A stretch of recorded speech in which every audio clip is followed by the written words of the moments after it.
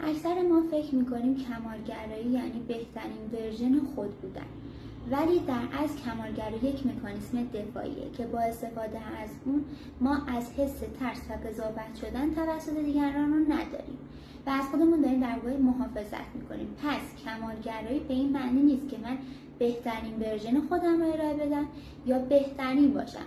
بس اینه که ما حس ترس و قضاوت شدن توسط دیگران رو نداشته باشیم.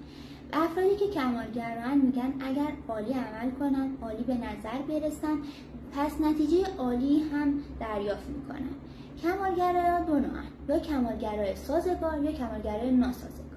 کمالگراهای ناسازگار کمالگراهایی هستند که اهداف غیر واقع بینانه دارن و وقتی فرد به این اهداف نمیرسه حس افسردگی داره یا اینکه عزت نفسش میاد پایین یا حتی اختلالات خوردن، اختلالات شخصیت پر پیدا میکنه یا علل خصوص اختلالات اضطرابی.